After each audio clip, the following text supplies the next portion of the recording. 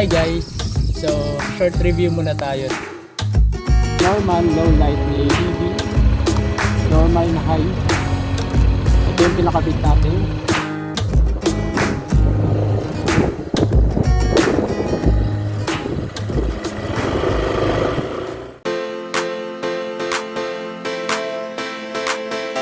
I'm Mark. And I'm Anne. In this YouTube channel, we are sharing tips, Reviews, food, travels, based on our experience.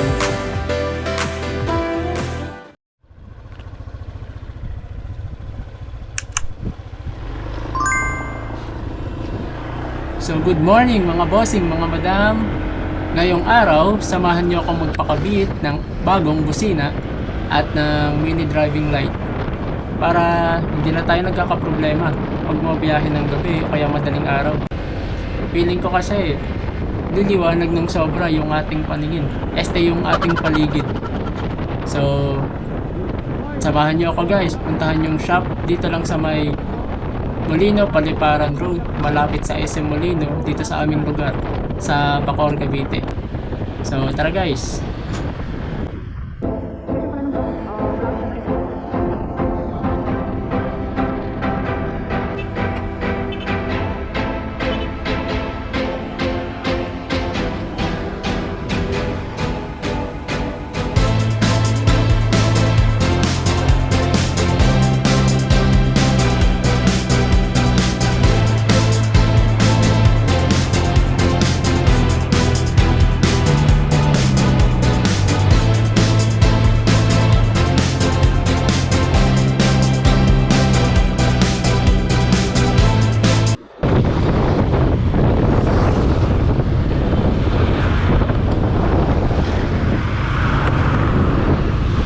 Malapit na tayo guys.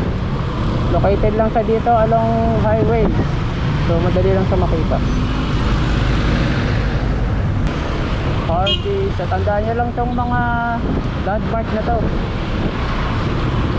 So dito na.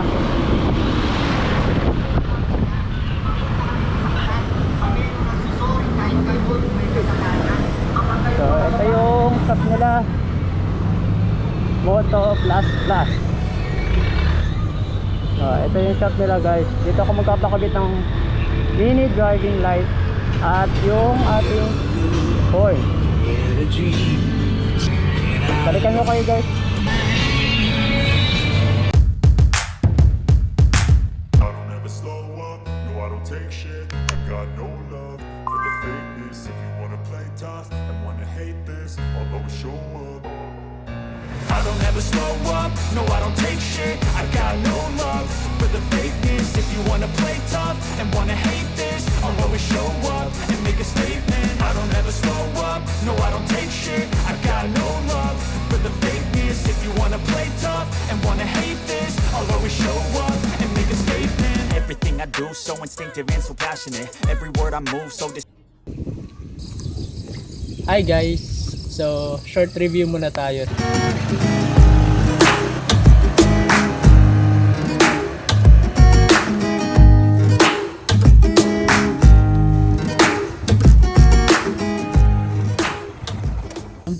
So kumusta?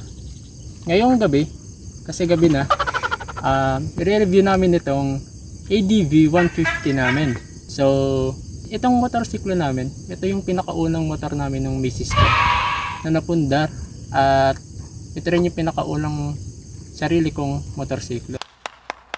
So ilang years na ba namin gamit to? 2 years na. Oh my God! Walang sira sa makina, okay siya. Fuel efficient, fuel consumption, okay na okay. Tipid sa gas. Pinakamalayong na biyahe pa lang nito, Cavite to Pampanga. What? Sulit yung gasolina dito sa motorsiklo na to. So far 6,000 km pa lamang yung tinatakbo nito. Pero sa layo na yun, sa layo ng nabiyahe, sa loob ng 6,000 plus kilometer na nabiyahe ng motorsiklo na to, wala akong masabi. Sulit. So, nasa sa inyo pa din kung ganitong klaseng motorsiklo yung pa-purchase nyo. Pero sa amin ng misis ko, okay.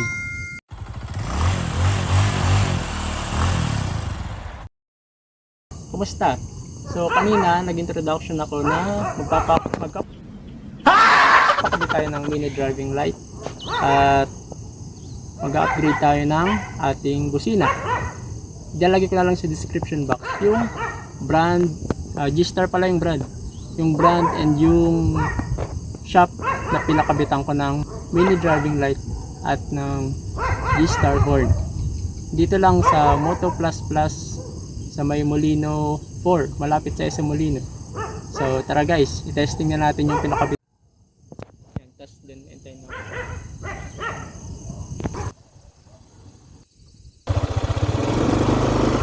So guys, ito yung pinakabit natin busina. Then, so ganito siya kadilim guys. Try natin yung mini driving light na pinakabit natin. Ito yung normal low light ni ADV, normal na high. Ito yung pinakabit natin, mini driving light G-Star. Ito yung low white light. Ito naman yung highlight niya, white and yellow na high, then sa low white lang. Yung dito mamaya sa description box. Oh my God! Sobrang liwanag, abot sa malayo.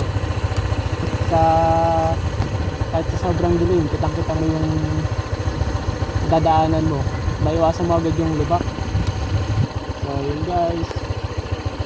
Nasa sa inyo kung magpapakabit kayo ng ganitong version. Ang version pala na pinakabit ko ay version 2.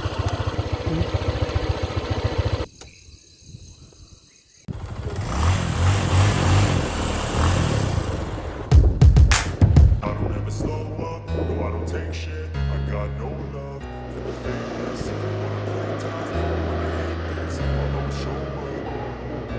I don't ever slow up, no I don't take shit. I got no love for the fakeness. If you wanna play tough and wanna hate this, I'll always show up and make a statement. I don't ever slow up, no I don't take shit. I got no love for the fakeness. If you wanna play tough and wanna hate this, I'll always show up and make a statement. Everything I do so instinctive and so passionate. Every word I move so descriptive like an adjective. I gotta Hi guys, ito pala si Mrs. Sangatanan. Interviewin natin siya, ano bang pakiramdam niya kapag nakasakay sa ating motorsiklo. Anong masasabi mo? As an OBR or official back rider, mixed emotion eh. Kasi parang naka-rides ka sa mga, ang tawag dun, sa mga amusement park. Pero kakaiba yung ride kapag nasa motorsiklo. Ngayon, na-enjoy ko na siya. Naiintindihan ko na bakit gusto nila mag-ride. Parang nakakawala ng stress. Parang yung feeling mo is nag-e-enjoy ka lang sa ride. Pero nung una, syempre, nung una, medyo natatakot ako kasi nga first time namin magka-motor and lagi naman kaming nagko-commute lang. So nung una, kabado, takot, halo-halo yung emosyon, tapos sakit sa likod, ganyan. Hindi ko na-enjoy kasi hindi ko naman siya porte na Mahilig sa motor. mahilig sa motor.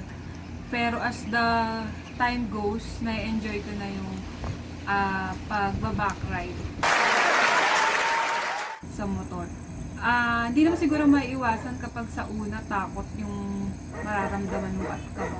Siyempre, ang bilis ng patakbo, ang daming truck, ang daming sasakyan. Grabe ka naman sa bilis ng patakbo.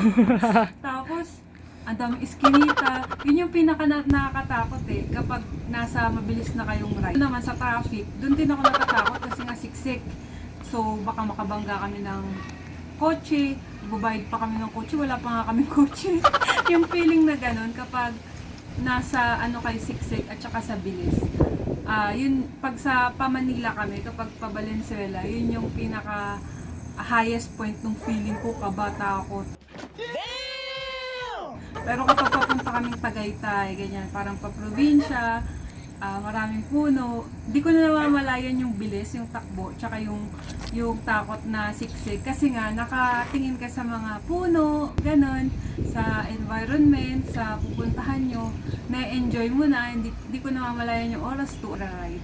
Kahit na mainit, maulan, yun pa yung kwento pag maulan, yung ADV na yan is kayang lusubin ba tawag ko? Yung baha, Yes. kasi nga sa sobrang taas ng upuan, hindi na aabot ng baha yung tambucho.